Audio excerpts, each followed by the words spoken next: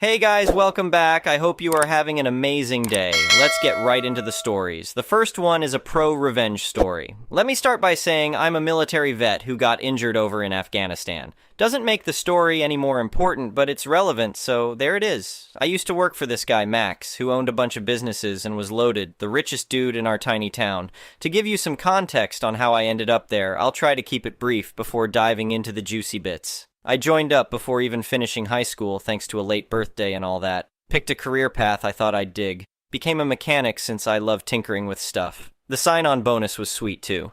Went through basic, only spending cash on necessities, so I managed to save up a nice chunk from my bonus and first year's pay. Most kids my age would have blown it, but I invested in stocks, Bitcoin, even paid off my parents' mortgage. A couple of deployments later, the other half of that bonus, and really the only thing I splurged on outside of necessities, was my hot rod. Long story short, when I got out, I was pretty comfortable financially, even after an ugly divorce took a bite.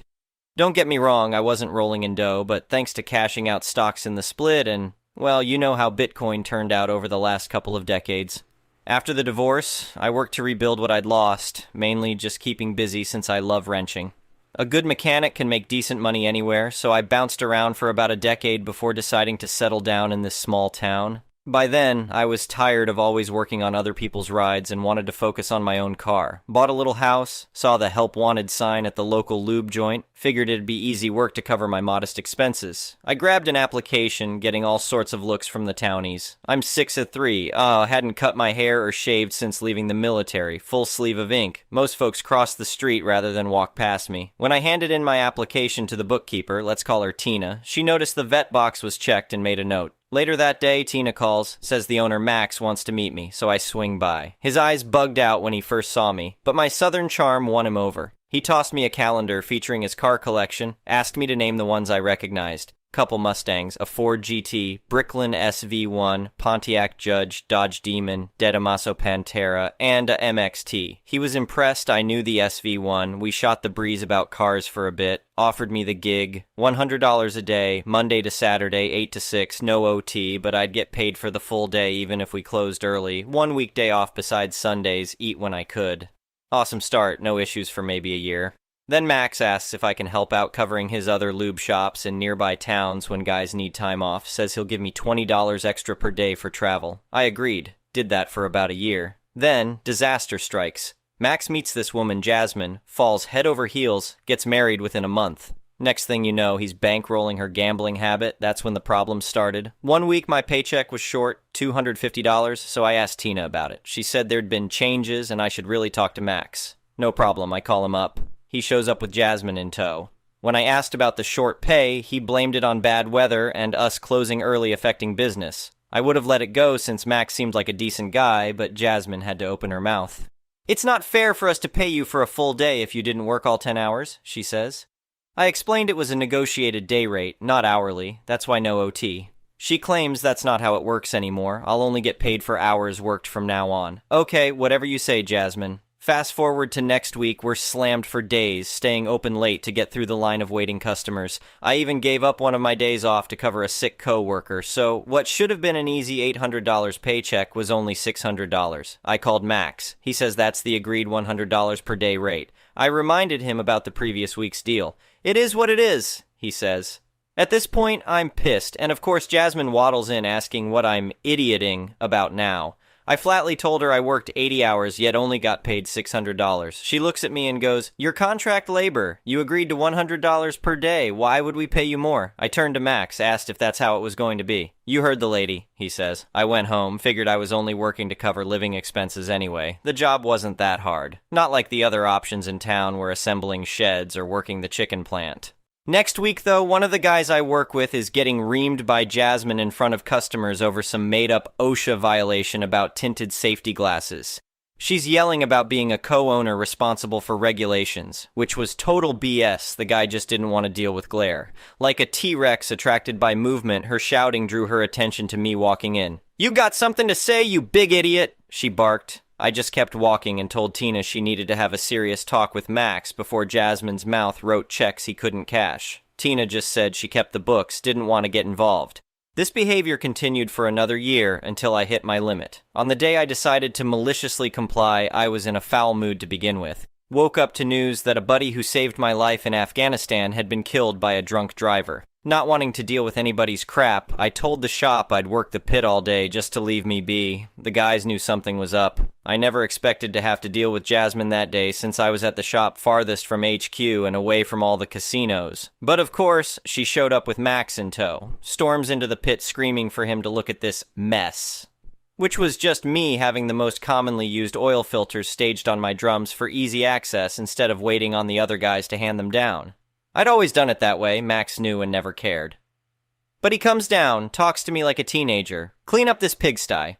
I shook my head, told him today wasn't the day and to move on, take her with him. Well, that set Jasmine off. Thought it was the highest disrespect to her and Max as co-owners. Max told me if I didn't like it, I was free to leave. So I left. But that wasn't the end. That was just the first flap of the butterfly's wings before an F5 tornado hit. Next day, Max calls asking me to swing by HQ on my way home. I figured maybe he'd apologize after one of the guys filled him in on why I was so on edge. Nope, that's not what it was about at all. Max was calling me in to inform me that for the next 6 months I'd be on probation for my actions. For those 6 months, I'd only get paid $50 per day and no travel pay for working other shops. I asked if he was serious, really considered what he was doing here. That's when Max showed his true colors, said I was lucky he didn't fire me outright for my constant disrespect toward him and co-owner Jasmine. How if he didn't pity me as a struggling disabled vet, I never once discussed finances with anyone there, he seemed to base that solely on my appearance, he'd have canned me long ago. Something in me just snapped at that point and I started laughing in his face. He asked what I found so funny.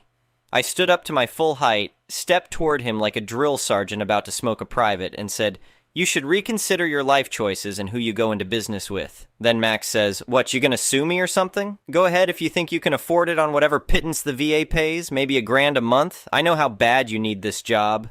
Suing wasn't my original plan, but that lit the fuse on my malicious compliance. I'm always a soldier ready for war. Called a labor lawyer that same day, paid the $3,000 retainer, and started the lawsuit for unsafe work conditions, unpaid OT, minimum wage violations, all while continuing to work there. It was glorious, but still not enough. Took about those 6 months of probation for the lawyer, a former Marine, so I think he knew what I was up to get all the paperwork in order.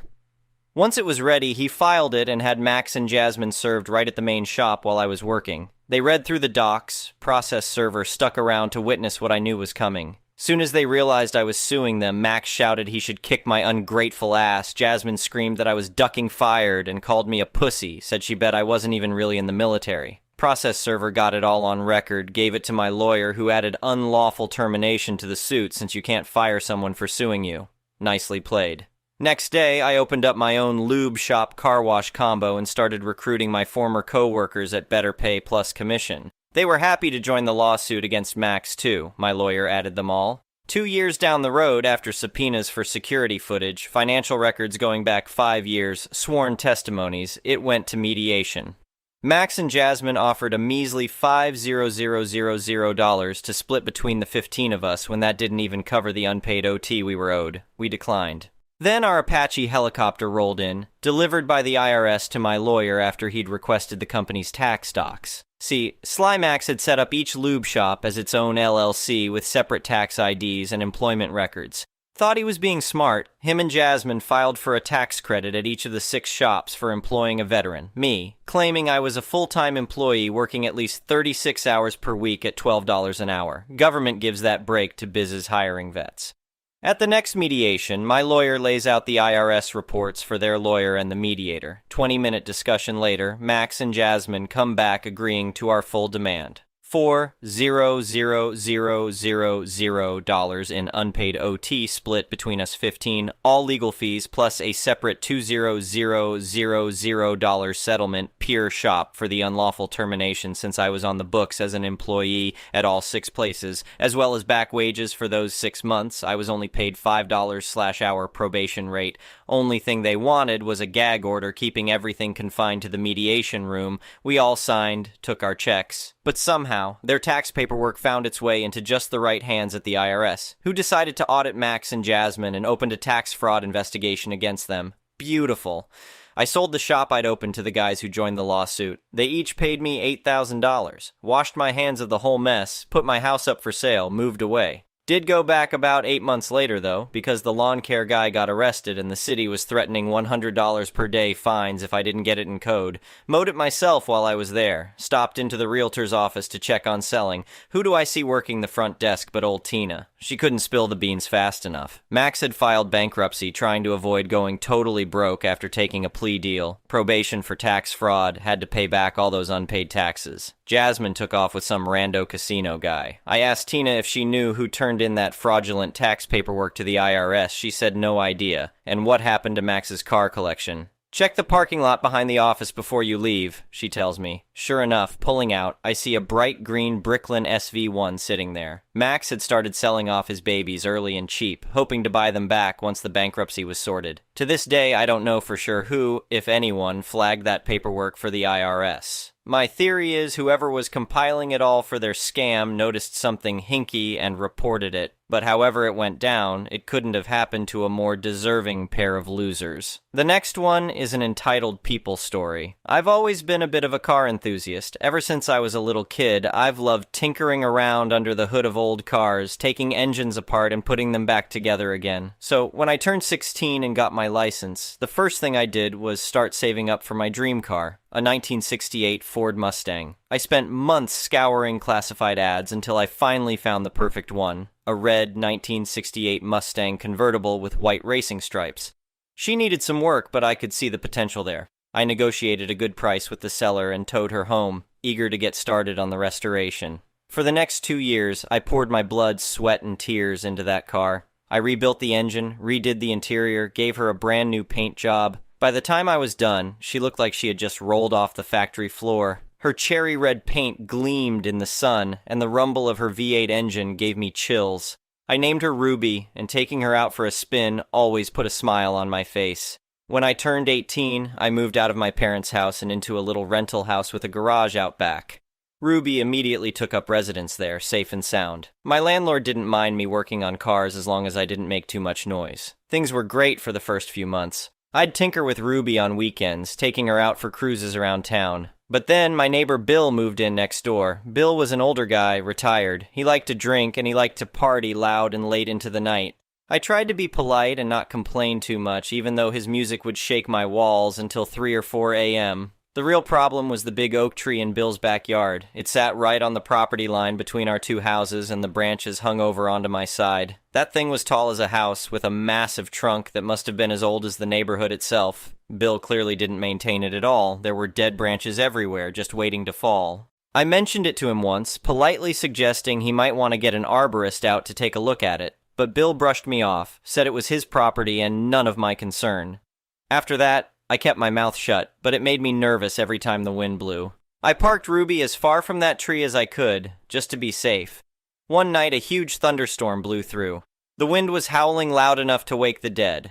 At about 2 a.m., I was startled out of bed by an almighty crash outside. I ran to the window and my heart just about stopped at what I saw. That giant oak tree had come crashing down and it was laying right across the roof of my garage, and Ruby inside. I threw on some clothes and ran out into the storm, shouting for Bill to call cop. But he just stumbled out onto his back porch, drunk as a skunk as usual, and stared blankly at the fallen tree. So much for counting on neighbors in an emergency. As soon as the fire department arrived, I begged them to check on Ruby. It took hours for them to chainsaw through the branches and haul the tree off. The roof had caved in on part of the garage, but Ruby was towards the back. One of the firefighters gave me a thumbs up. Amazingly, she was still intact. I just about cried. I was so relieved. But when I finally got to take a look, my relief turned to anger. That tree had done a number on my baby. The roof came down right on her windshield and caved in the whole front end. The paint was scratched all to hell, and her back end got squished when debris rained down. My heart sank, realizing how much time and money this was going to take to fix.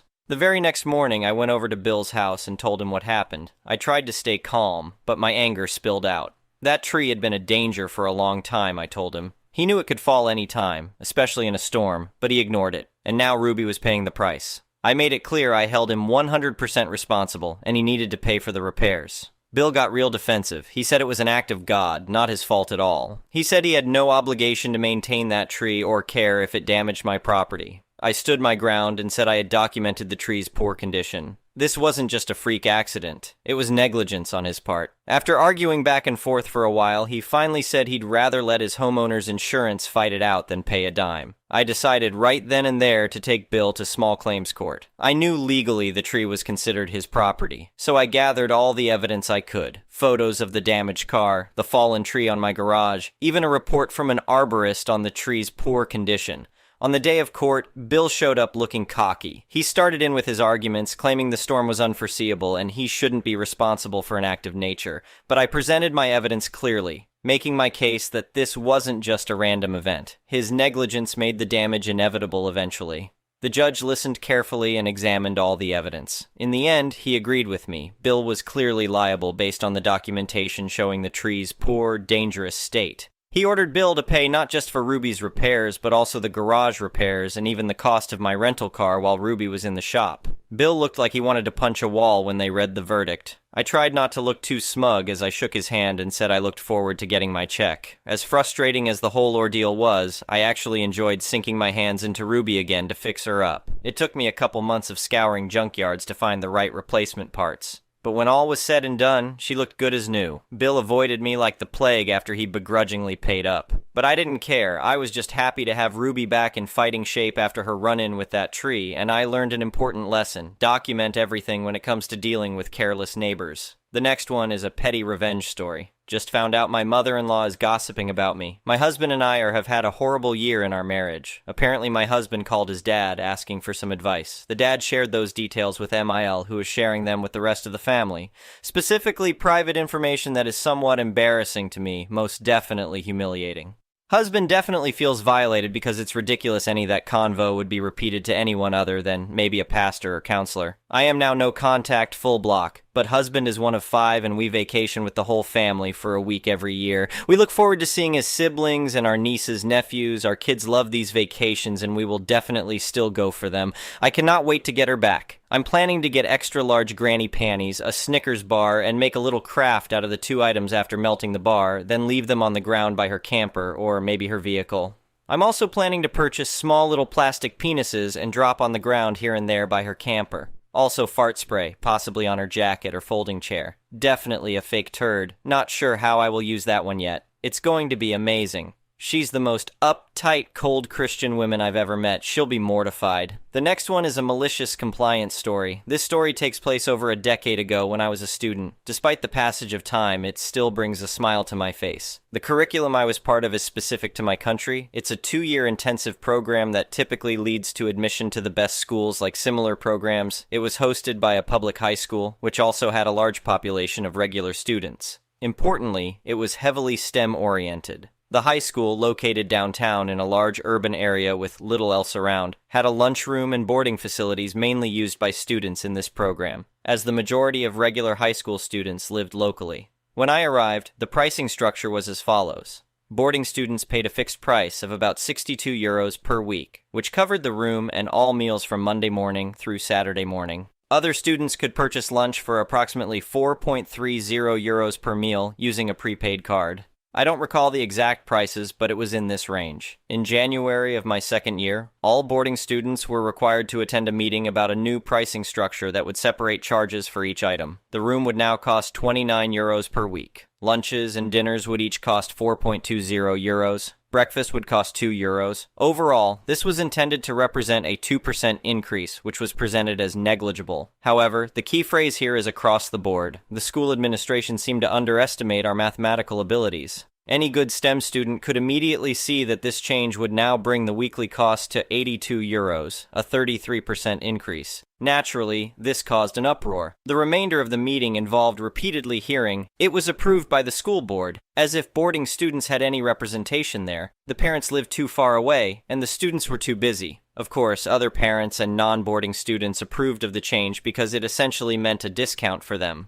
Despite the complaints, we were stuck with the new pricing structure. However, if we didn't attend meals, we wouldn't have to pay for them, right? Remember, the school was downtown, where numerous meal options were within walking distance and at lower prices. Some students even stocked their rooms with breakfast items. As a result, the kitchen was drowning in unused stock and hemorrhaging money. Since the school was publicly funded, the food purchasing process couldn't be adjusted on a weekly basis. Within a few weeks, the administration reverted to the old pricing structure, though slightly higher, around 65 euros per week if I recall correctly. I still consider it a victory. Thank you for watching. I would really appreciate it if you could like the video and subscribe to our channel if you haven't already.